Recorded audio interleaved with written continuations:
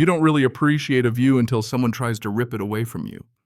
Trust me, nobody tells you how personal a sunrise feels until there's a bulldozer idling outside your fence line. I learned that lesson the hard way. Name's Trevor Malone.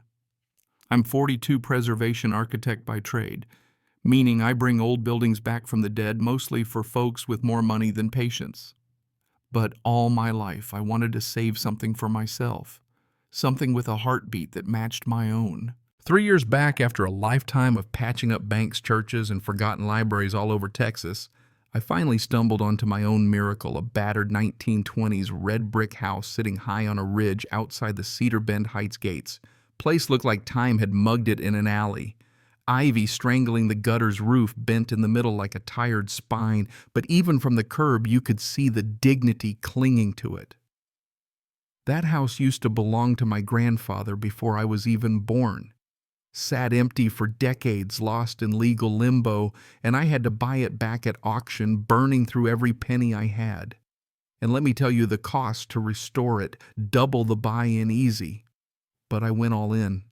Rebuilt columns by hand, restored the old tile around the fireplace, even tracked down antique doorknobs that matched the ones in a faded photo from '47.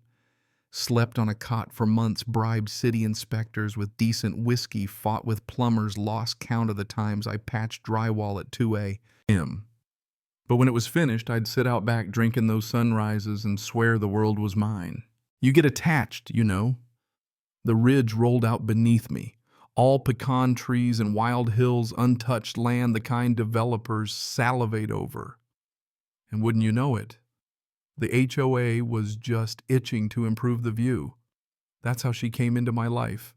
Karen Galbraith, HOA president, enforcer of beige, lover of lifeless lawns, standing on my porch with a manila envelope and the sort of smile you give a dog before its last trip to the vet. She started out sweet, congratulated me for preserving history, then pulled out the pitch. Cedar Bend Heights was launching some beautification initiative, and my lot was apparently essential to the integrity of the neighborhood design. Which is HOA for, we want to bulldoze your house and put up condos with a view. She offered me $190 to $1,000 like she was doing me a favor. I laughed so hard I had to steady myself on the railing. That was half what the place was worth. Never mind the blood, sweat, and soul poured into it. Told her flat out, not for sale, not ever. Family built this house. My mother learned to walk on these warped pine floors. You can't put a price on that, even if you try. Karen kept smiling, but her eyes went dead cold for a second. She thanked me and left, heels snapping on the stone like gunshots, and that my friend was just the opening shot. The letters started the very next week. Violations: improperly parked trailer, curtains not conforming to community standards, lawn height exceeds maintenance policy. Here's the kicker: I wasn't even in the damn HOA, never was. My lot was carved out decades ago. I had the deed framed on my wall for laughs. But that didn't stop her. I wrote back, cited every code, included a boundary map, even scrawled at the bottom. Not subject to HOA bylaws, please stop. But they doubled down. Next thing I know, some clipboard-wielding minions walk in my fence line twice a day. Neighbors who never said boo suddenly freezing me out.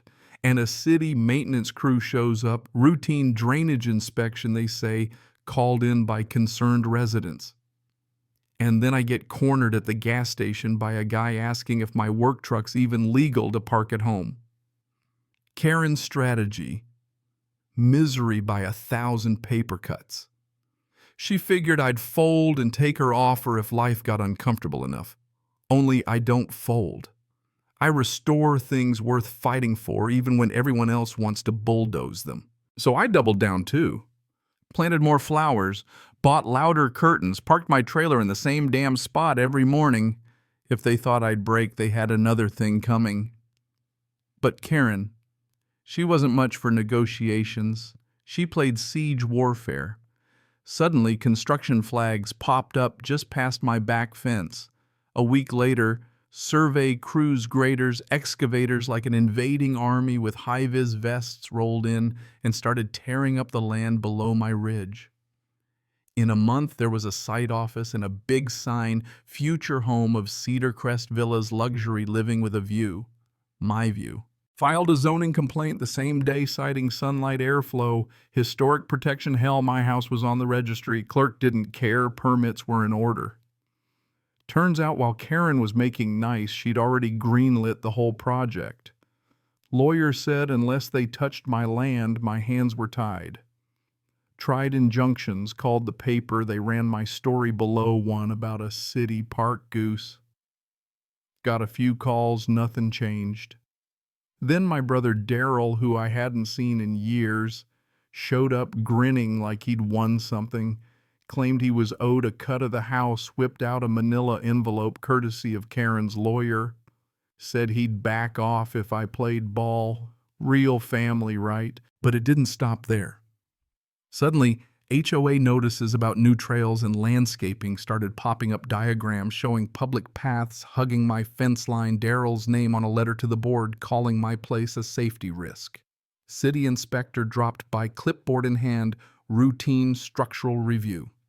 Found nothing wrong but left red-faced. The message was clear, this wasn't about a house anymore. They'd turn the screws until I broke or gave in. By late spring, the first condo slab went up. Crane arms swinging over my backyard like giant metal vultures. And then things got weird. Every afternoon I'd feel this soft tremor, just enough to rattle a picture frame. The third time it happened, I grabbed a flashlight, crawled under the house, and found a hairline crack in the eastern foundation. Never saw that before. Called a structural engineer friend, guy's borderline paranoid, perfect for the job. He said someone's trenching too close, not natural. City said records were being updated, FOIA request needed. You know how that goes. Meanwhile, Daryl's mug showed up on an HOA flyer posing out front of my house like he was burying a saint. Concerns about structural integrity, please.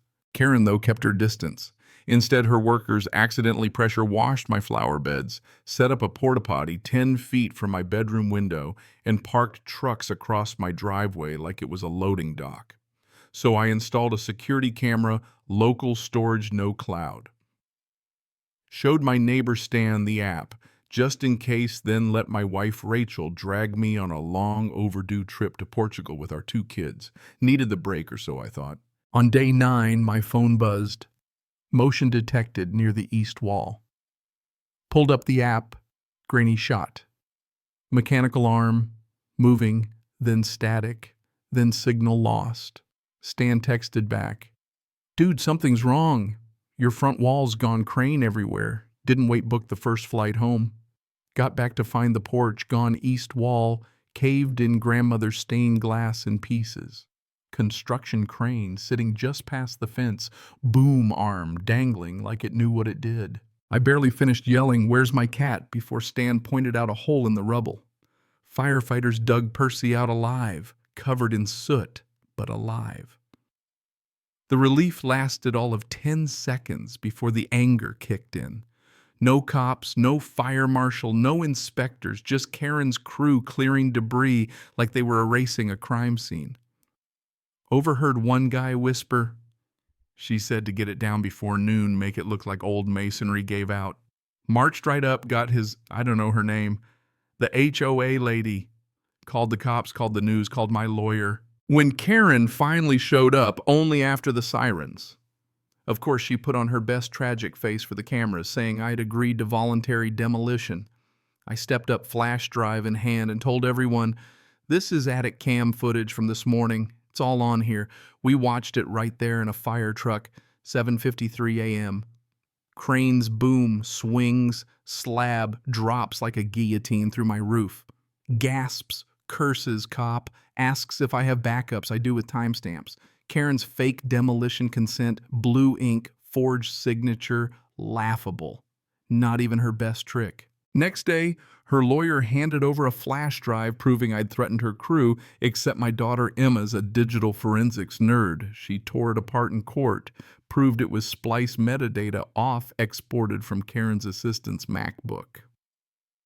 So I pressed charges: destruction, fraud, tampering, defamation. Sleep, forget it. Next morning, crime scene tape, missing crane detectives everywhere. Even Daryl vanished until a manila envelope turned up on my porch thumb drive. His note: didn't know it'd go this far, thought it was just pressure tactics. I'm done. On the drive, emails between him and Karen, plans to fake structural hazards, a $30,000 wire transfer to his shell company. I gave it all to my attorney. He grinned. Then I dropped a Dropbox link to every neighbor camera footage, fake docs Daryl's emails. Titled it, "Things Your HOA Doesn't Want You to Know." Knock on my door that night, neighbors swearing they're not with her.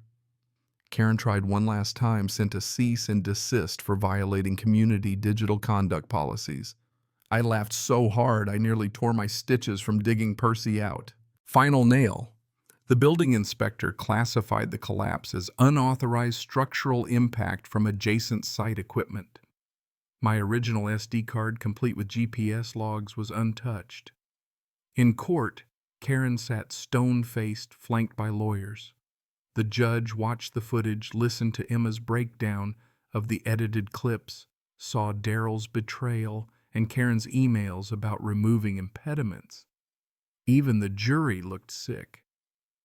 Then Channel 7 News played a secret recording of Karen scheming to rezone the ridge no matter what happened. Mayor's office froze all HOA projects. The jury was gone less than 2 hours, guilty on every count. Judge said, "You don't represent community interest. You represent unchecked arrogance." Karen got 7 years, no deals. Rachel actually smiled as they let her out. Took over a year to rebuild. Kept every salvageable brick, turned the broken ones into a mosaic slab falling from the sky right above the front door. The city paid a settlement. HOA insurance coughed up $1 million. I used it to do what Karen feared most: open the house to the public museum art space Sunday tours. Out front, a suspended concrete slab over glass words etched beneath "Know Your Lines." Last month, someone spray-painted "Karen was right" on my mailbox. Emma caught them on camera in 5 seconds flat. You tell me, what would you have done? Stand your ground or take the offer? Let me know below. And hey, share your story. What's your idea of real justice?